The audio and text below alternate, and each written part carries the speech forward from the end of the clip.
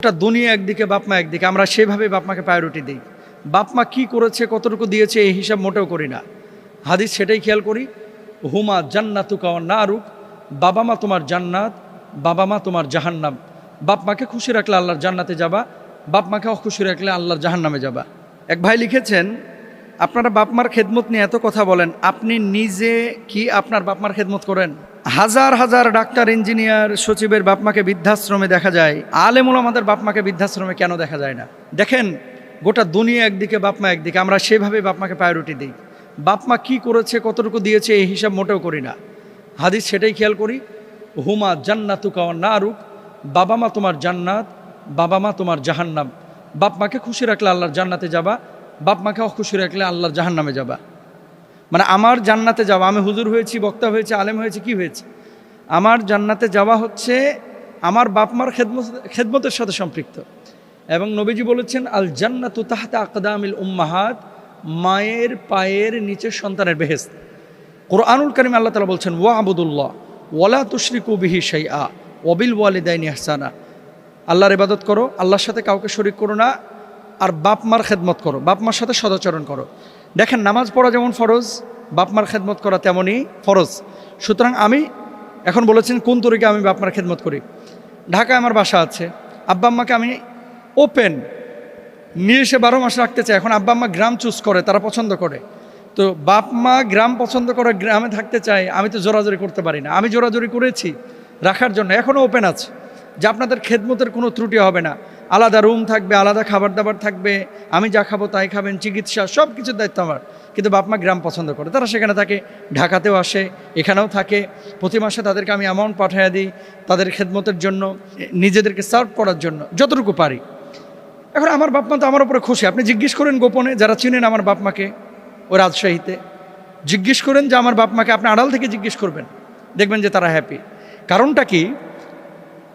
আপনারা কি করেন, বাপ মাকে ওই কার ঘাড়ে ধাক্কায় পাঠানো যায় এই চিন্তা করেন, যে বাপ মা বুড়া হয়ে গেছে, কোন ভাইয়ের ঘরে বা কোন ভাবির ঘরে দিয়ে নিজেকে মুক্তি পাওয়া যায় বা নিজেকে একটু সেভ রাখা যায়, মানে নিজের ঘরে বাপ মাকে রাখতে চান না। আমরা চিন্তা করি আমাদের বাপ মা হচ্ছে আমাদের জান্নাত। আমি যদি আমার বাপ মাকে আমার ঘরে রাখতে পারি, এটা হচ্ছে আমার জান্নাতকে আমি ঘরে রেখেছি। আমরা কাড়াকাড়ি করি ভাইয়েরা মিলে যে আমার ঘরে আমার বাপ মা থাকুক। তা আপনারা এরকমটা কেন করতে পারেন না?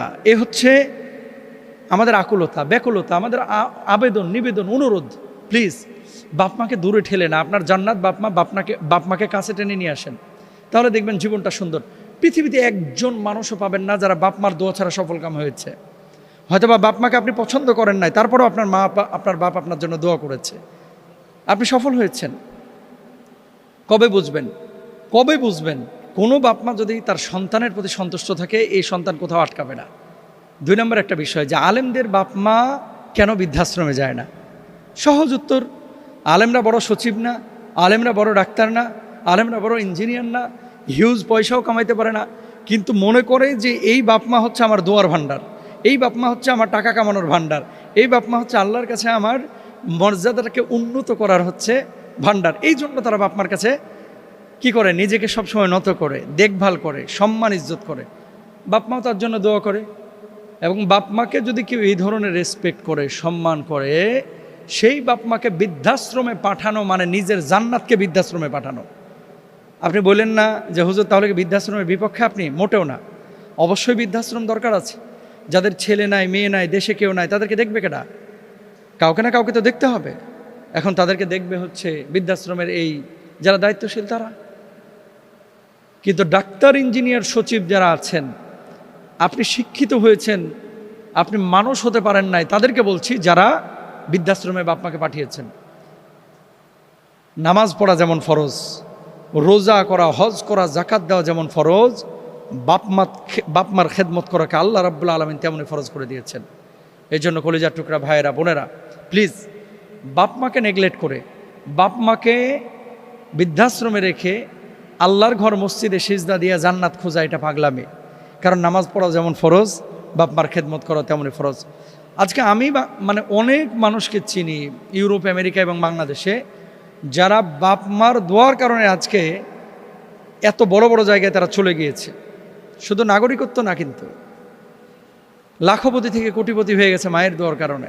এমনও লোক পেয়েছি, তাকে জিজ্ঞেস করেছিলাম যে ভাই আপনার এই উত্থানের পেছনে কারণটা কি? তিনি এক বাক্যে জবাব দিয়েছিলেন, হুজুর আমার মায়ের দোয়া। এই জন্য আসুন বাপ মার দোয়া নিই, বাপ মাকে সম্মান ইজ্জত করি, বাপ মাকে ভালোবাসি। আল্লাহ তাআলা তৌফিক দান করুন, আমিন। বাপ মা তো আমাদের জন্য অনেক ত্যাগ তিতিক্ষা সাধনা পরিশ্রম করলেন, সেই বাপ মা শিক্ষিত বানালেন। দিন শেষে বাপ মা যদি ঘরের মধ্যে মরে পচে গলে যায়, সন্তান যদি খোঁজখবর না রাখে, তাহলে এক্ষেত্রে সন্তানের দায়টা কোন লেভেলের? আর দ্বিতীয়ত আমি একটা বিষয়ে প্রশ্ন যখনই পেয়েছি একটা মানে সংযুক্ত করেছি, সেটা হচ্ছে আগামী 30 বছর লাগবে না, হয়তো বা 20-25 বছরের ভিতরে বাংলাদেশের চিত্রটা হয়ে যাবে অন্যরকম, বিশেষ করে পারিবারিক জীবনের ক্ষেত্রে। এই দুটো বিষয় নিয়ে ওনার প্রশ্ন এবং আমার সম্পর্ক বিষয়, এই দুটো বিষয় নিয়ে আপনাদের সামনে কয়েকটি কথা বলতে চাই। নাম্বার 1, ছেলে সচিব, মেয়ে কানাডায় থাকে, আর এক ছেলে অমুক বিশ্ববিদ্যালয়ের টিচার, আর এক ছেলে বিদেশে থাকে।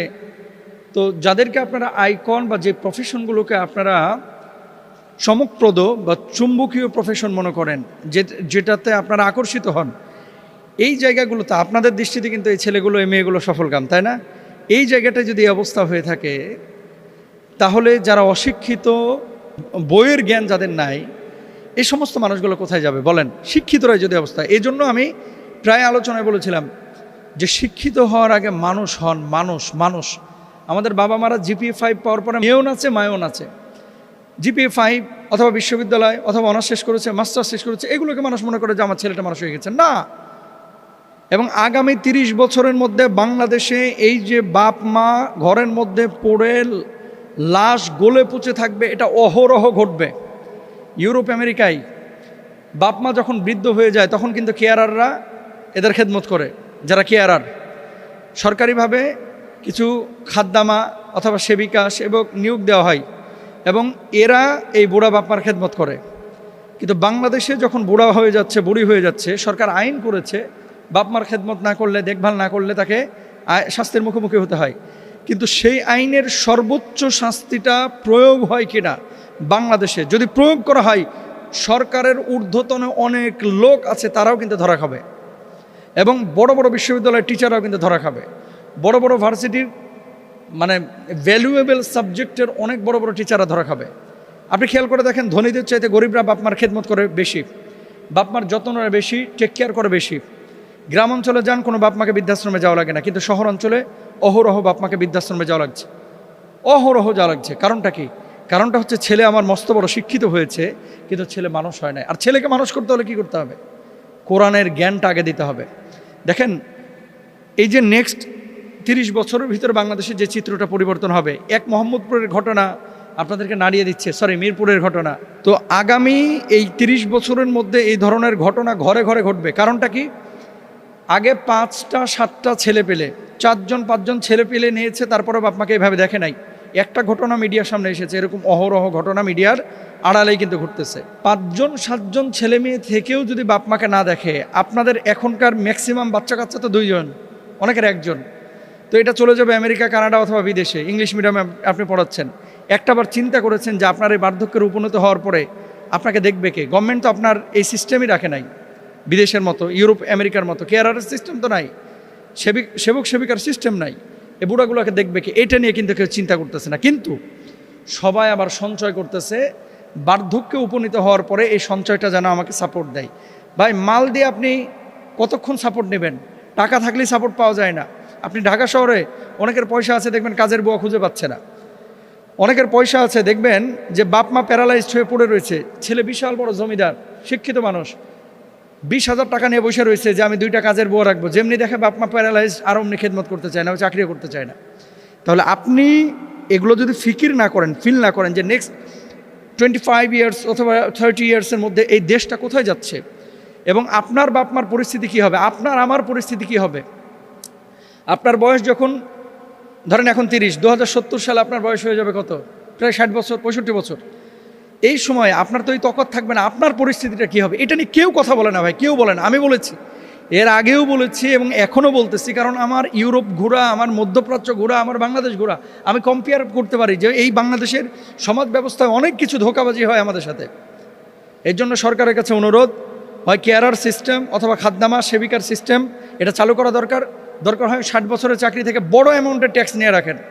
কিন্তু এই সাপোর্টটা ছাড়া আগামীর বাংলাদেশে শত শত মানুষ এরকম লাশ পচে ঘরের মধ্যে পড়ে থাকে, কেউ জানবে না ভাই, কেউ জানবে না, কেউ জানবে না। 1-2টা ঘটনা প্রকাশ পায়, এরকম হাজার হাজার ঘটনা বাংলাদেশে ঘটতেছে যেগুলো মিডিয়ায় আসে না। সুতরাং বি কেয়ারফুল, ছেলে মেয়েকে দিন শিখান, ইসলাম শিখান, বাপ মার খেদমত করা ফরজ এটা বুঝান, এবং রাষ্ট্রীয়ভাবে আপনারা আওয়াজ তুলেন যে নেক্সট 50 বছর পরে, 60 বছর পরে, 60 বছর পরে আমাদের অবস্থাটা কোথায় হবে, এটা নিয়ে প্ল্যান প্রোগ্রাম করেন। আল্লাহ বুঝদান করুক, আল্লাহ রহম করুক।